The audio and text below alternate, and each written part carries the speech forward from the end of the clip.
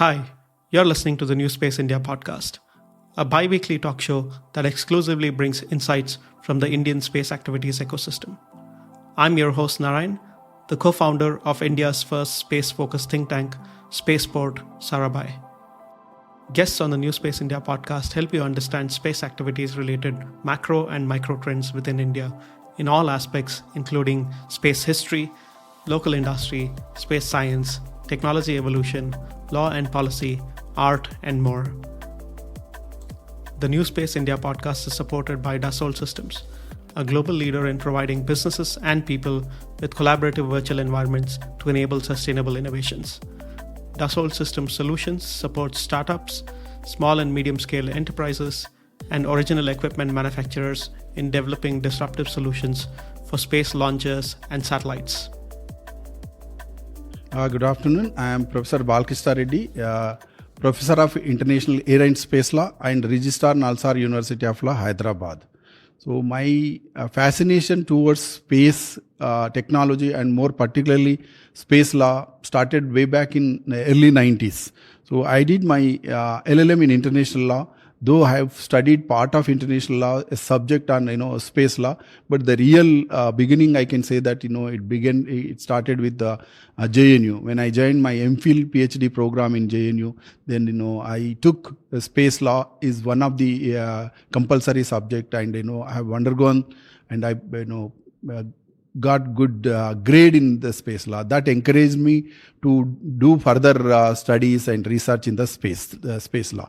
So in 1992, early 1992, when I recollect, so first interaction with Dr. Kasturi Rangan happened in Loknayak Bhavan in Delhi, where I was interacting with him about the space law. Though then he has mentioned that why not you do something on the space law? We don't have space law thing, but space law is going to the future sector. Legal aspect of space is going to have a lot of scope. So why not you start something, thinking on that line?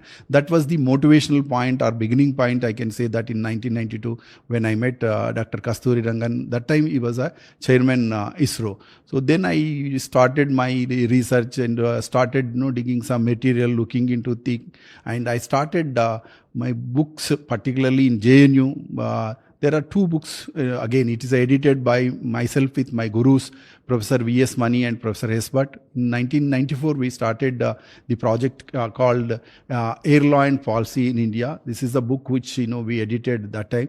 And then in 1996, again, we published one compilation, that is the international recent trends in international space law and policy. This is the book first of its kind, I can say, in the third world point of view, third world literature. So that and in that book, actually, it is a compilation of articles from known, lesser known, great scientists and legal luminaries from across the world.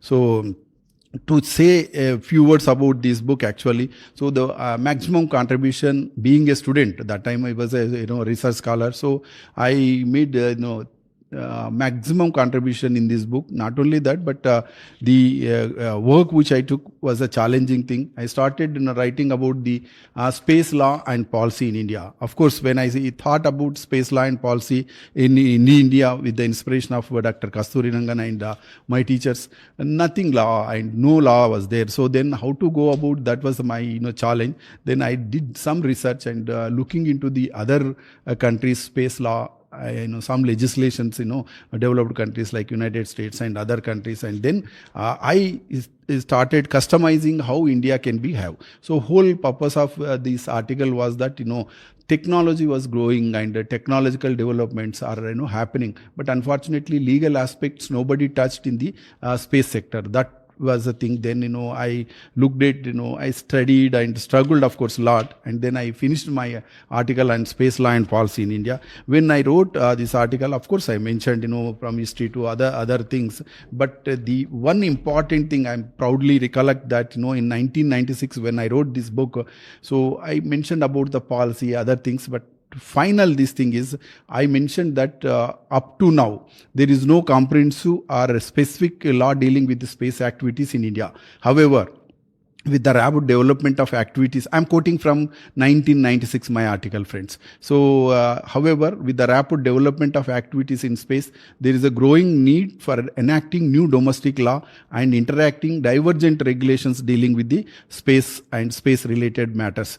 Such law should, that is the, proposal I made is, such law should define the role of Department of Space and different governmental, non-governmental agencies in space matters, procedure for adoption and implementation of space programs, regulation of space safety of launch and space flight, the question of transit of foreign space objects through national airspace, the question of benefits, liability issues, insurance, protection of intellectual property, spin-off benefits, all these things. I mooted the idea of how Indian space law could, evolve, or, that was the thing. And today I'm happy to share with you all that the issue, the things which, happened in 1994, 95, whatever, and whole last 3 decades, my only one thesis, writing is, India needs space law. So because technologically India is doing well, there is no doubt.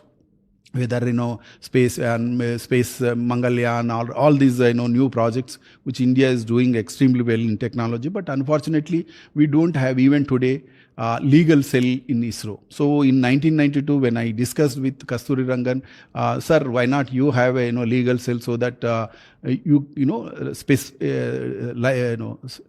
persons who are into that, they can guide, like, domain experts. That is the point I raised with Kasturi Rangan. But even today, of course, we don't have, a space cell in ISRO, though some, I heard some Antariksha, corporation, some, legal, 1 or 2 legal people they recruited, but, still the dream, or I don't know, what should I say, but having a space law cell in ISRO, not yet fulfilled. So it is again high time for India to have a specialist space lawyers who can really help. And recent controversies, we are seeing Davos controversy, all these things. So okay, definitely one unfortunate thing about this great country is that scientists are doing extreme work, and they have made India as a proud country. There is no doubt. But unfortunately, the scientists who are representing legal corpus and other things, that is where we are having a problem. That is my reservation to scientists to who are part of the lawmaking process, where certain issues, challenges which we are encountering. Of course, talking about this inspiration, this book, one more further impetus I got after writing this book is, this was reviewed by one, Y.P. Hire, the authority on the space law. This review came in 1997, Air and Space Law Journal from Netherlands, where they wrote, lot on that, reviewing this book and other things. And finally they wrote about me, like Professor Reddy did good work and all. But finally, proud moment for any Indian is that the last part of this review was, India can be congratulated that it has available not only an updated manual on space line policy, but also publication which concisely reflects India's ideas and aspirations in the field, and that is more than many other books did. That is the review, of course, we got from the Netherlands Air and Space Law Journal. After that, I joined here in NALSAR after completing my PhD in aerospace law. So then I joined in 2001 as an assistant professor, and here in 2005 we created Center for Air and Space Law in 2005. Since 2005, NALSAR is doing a lot of activities in the space sector, coming out with books, journals, organizing conferences, and specialized courses, including one course I want to name. Apart from the teaching to students at LLB, LLM level, I am also developed certain courses which specialized in. We always believe in NALSAR that today we are living in a multidisciplinary world, discipline world. So law alone won't work. technology alone won't work. So that's why what we did here, that a multidisciplinary approach, combining law with the technology, law with the management. So we designed one master's in space technology and telecom laws. That's a 2 years master's program way back in 2014. Since then, this program is continuously we are running, and lot of senior professionals, including scientists from ISRO, are joining, and they are getting benefit out of this course. That's where I can say that it's a happy moment. The whole object again, when we talk about aerospace and defense sector in general, and more particularly space technology, space law, our object is the aerospace or space education at the doorsteps of the needy with affordable cost. That is the important thing. So that's the reason why we are developed these master's program with online, on-site, combination of both online classes, on-site classes, and this is the work we are doing. And this course, of course, picked up very well.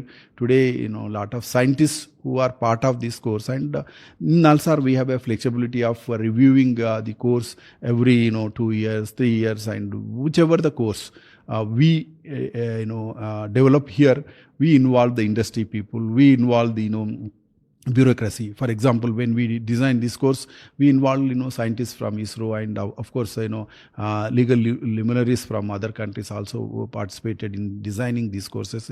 So similar with other courses also. So this is a space law, and last 20 years I can say that we produced more than like combining aerospace defense law or air and space law, we have like 1200 to 1250 officers mostly, including people like Narayan, who is again proud student of NALSAR. I can say that he did this course, and he is actually popularizing this kind of things in abroad also. So I mean to say that a lot of industry exposure people, bureaucrats are now part of this program. So this program, one uniqueness about this thing is this space directory. If you look at the NALSAR courses, space law, you will find the United Nations directory has mentioned about the NALSAR courses in space law. That's the proud thing. Again, I want to share with you all that the UN has recognized NALSAR space law courses, and we are doing extremely well. So coming to these last 5-6 years, again we are not only developed the content and specialized courses, but we in NALSAR again I am offering these courses as a seminar courses, elective courses every semester, and lot of students are participating, and now we have groomed a lot of students in the field of space law, and of course some of them are settled very well in abroad also, including the international organizations. They have taken up jobs. So that's a proud moment when it comes to space law.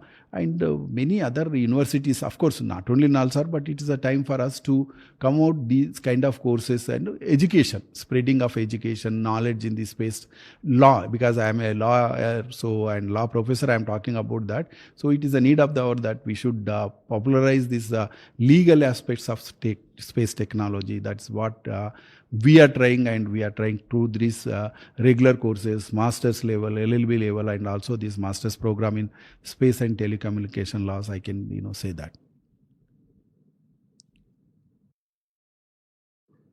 Okay, the recent past, lots of new developments happening in the space sector, particularly private participation happening in the big way in the space sector in India. But unfortunately, the legal, we don't have a law. We know, though there are policies, but those policies are in bits and pieces, not comprehensive things. So, though I said, 30 years back, I mooted idea having a need for space law, but this got momentum in last 5-6 years. Again, I can say that because of the billion-dollar investments are going to come in this space sector. But how investor will come and invest when we don't have a law which can give guarantee to his investments return? That is the whole problem with India. So all these years through my writings, I am trying to popularize, to convince the authorities in the government sector that there is a need of the hour. If you look at my articles, almost 10 to 12 articles, different names in the space related law in India, I published in different papers and edited books. So the need for space law is because of the investments and other countries. Definitely, you all know that law. Today disputes are coming. Why we need law means we have moved from technology phase to commercial phase. Okay, technology, all these 5-6 decades, India has did well, and today we achieved all these big projects. But now, last 2 decades, if you look at, or more particularly last 10-15 years, the move from technology era to commercial era.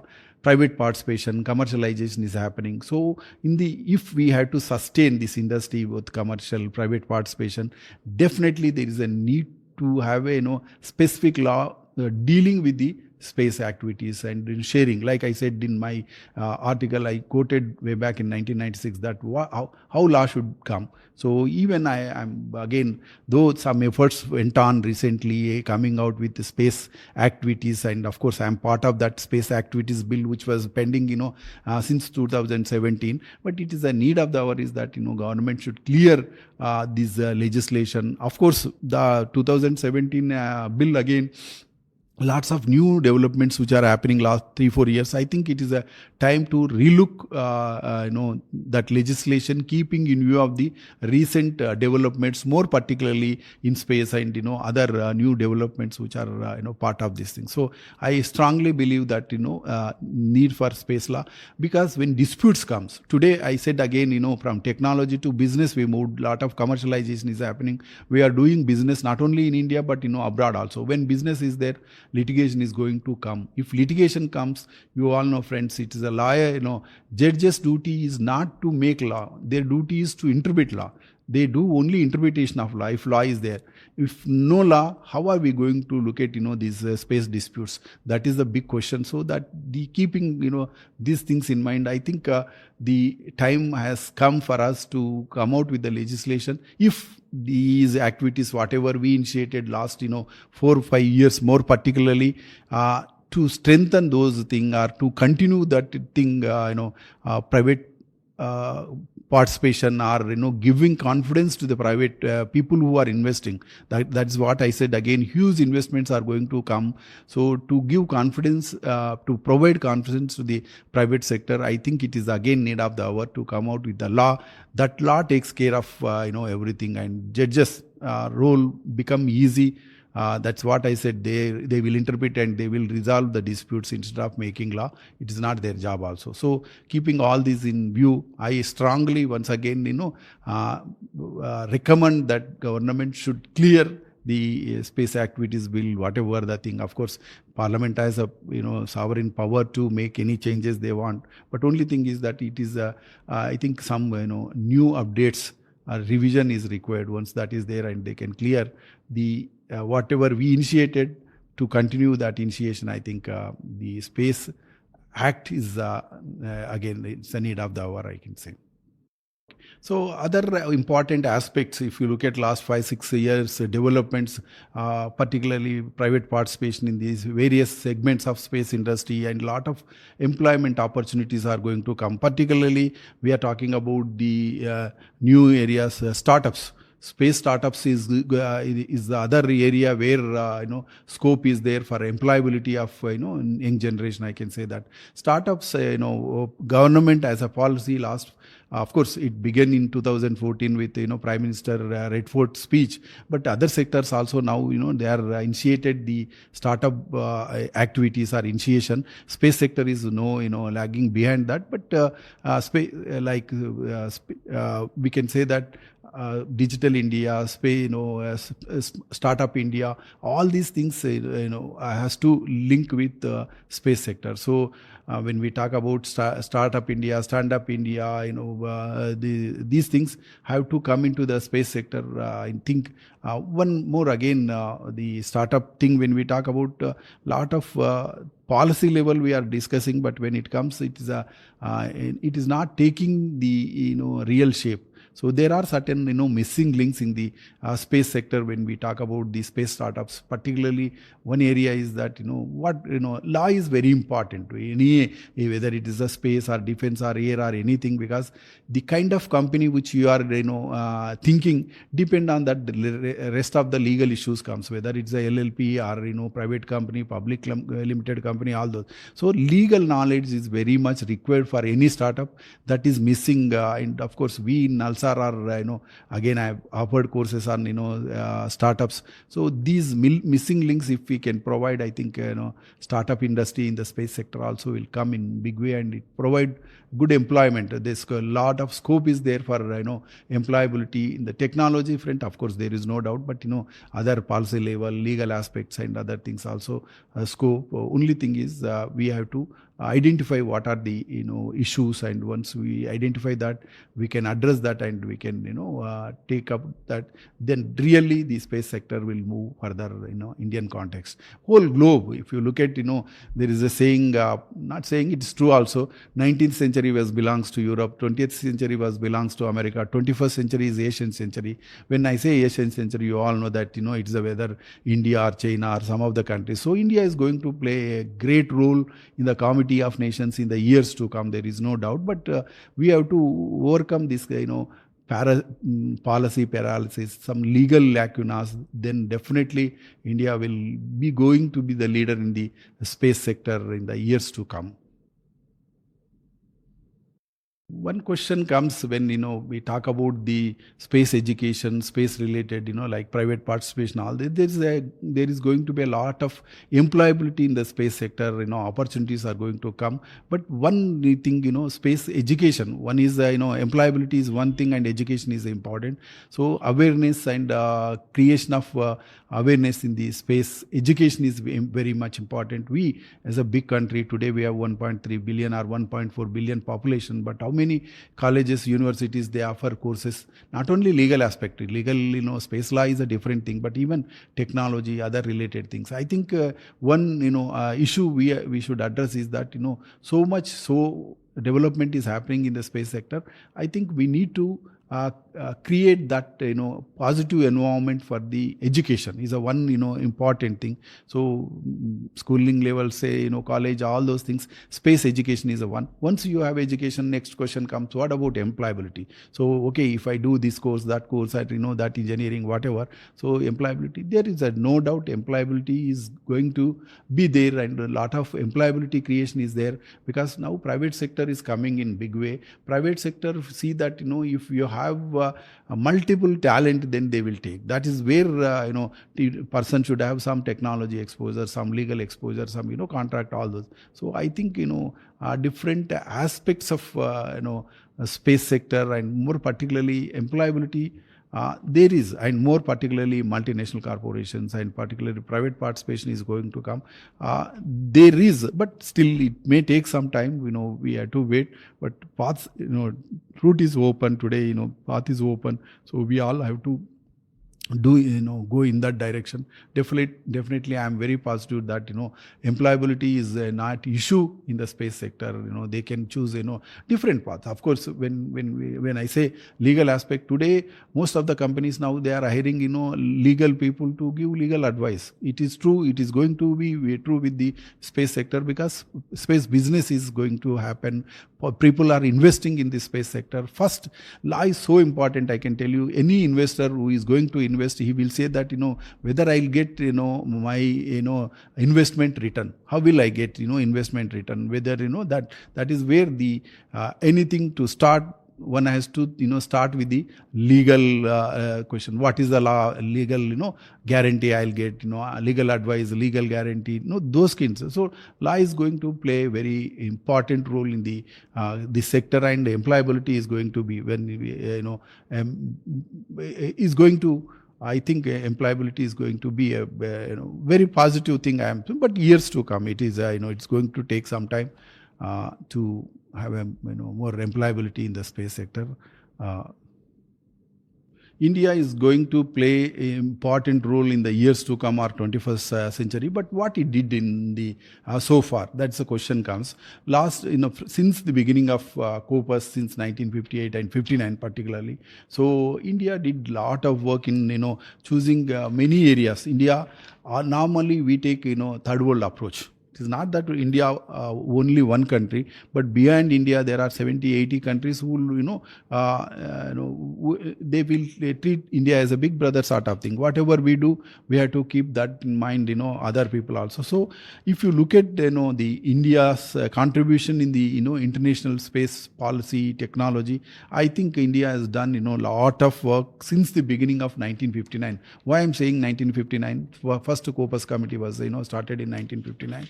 Where India took holistic approach of various issues. When I say various issues, for example, prohibition of military use of outer space. Though initially, if you look at history of space technology or space, age, space era, so 4th October 1957, initial phases, it was a space race rather than the space, space domination of the so-called superpowers. So India, along with some of the developing countries, took the holistic view on various aspects of the space technology.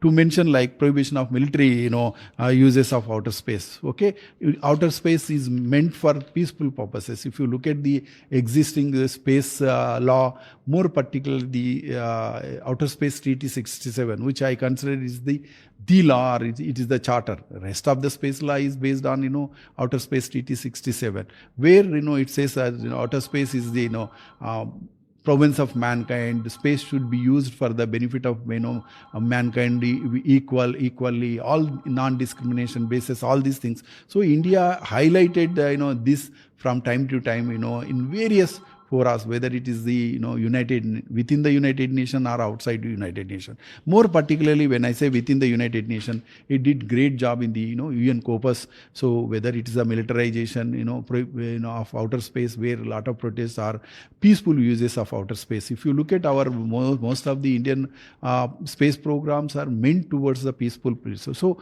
how space can be used for peaceful purposes, various the UN General Assembly resolution. If you look at from the whole development of space law, we can say three phases. Initially from 1957 to 63, if you look at way India actively participated in all those resolutions. So and India raised in initial stages, it was the military hegemony that was a prime thing, but to overcome that, India persistently, consistently viewed that space technology should be used for the peaceful purposes. That was our thing, particularly Vikram Sarabhai and other founders of space technology.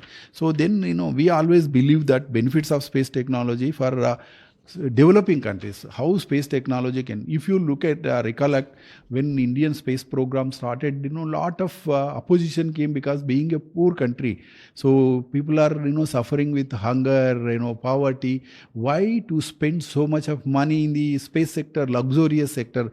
That was the idea we had. But thanks to our first Prime Minister Jawaharlal Nehru and of course Sarabhai convinced the authorities, and he said that space is going to be used for common man. And of course today that's where we took the view that benefits of space technology for the common man. And today I can tell what Sarabhai, if I like one statement of Sarabhai, what is India's vision in the space technology. If he says that we don't have a fantasy of competing with advanced countries, we have to convince that technology is going to help for the poor. That's why we started our programs, and when it comes to this technology, we are none to use this space technology for common man benefit. And he said we don't have fantasy of competing with advanced countries. But I can tell you today we we went a step ahead than what Sarabhai visualized. Today definitely, though fantasy of competing with advanced countries although. So India's, when it comes again technology, we always believe that technology is useful for benefit of common man and all. So and other things is more cooperation and developing countries. India, I said more cooperation, coordination, convinces. These are our approaches when it comes the United Nations or Corpus India, along with other developing countries. Being a leader of the developing countries, India. So whether it is the peaceful purposes, military utilization, or geostationary satellite orbit, or relating to the environment protection, all these things, DBS, direct broadcasting satellites, issues relating to remote sensing, I said all. So India's consistent views that space technology should be used for benefit of humankind or mankind. So this was our view when it comes playing a role in international context, or more particularly within the United Nations and Corpus, Committee on Peaceful Uses of Outer Space, since 1959. So that is the India's view on the Corpus particularly. When we talk about the space technology, and a lot of scientists today, they're working in the technology field, I said, they are doing a great job and they made India a proud country. But one thing, lacking is that there is a saying. The saying is that ignorance of law is no excuse. So you had to, even though you are a scientist, but you have to know bit law. So that's where, keeping that in mind, the NNALSAR Center for Aerospace Defense Law, the object which I just now said, that taking space education at the doorsteps of the needy with affordable cost. So to substantiate my statement, what I did, so we are offering these courses meant for the working people, meant for the scientists. So scientists should take these courses, not only in NNALSAR, but the education, legal education is very much needed, so that they can do their job in a better way. So that's a layer. Space law education, general legal education, like I said, ignorance of space law is no excuse for space scientists. This is a message I want to convey, that no, I am not saying that you became a legal luminary, but at least basic knowledge, because you are some of the scientists who are part of this policy legal making. So if they have some knowledge on the space law, they can do better job, and India ultimately country can benefit your knowledge in the space law. That is what the message or appeal to my scientists. You people are doing a wonderful thing in the technology, but small appeal from our side is that you also should know some basics of the space law, so that the coming policies, legal related issues, you can look in a holistic way rather than the piecemeal. So that's the message I want to give to the all scientists. If time permits, if pocket permits, please do some courses in the space law.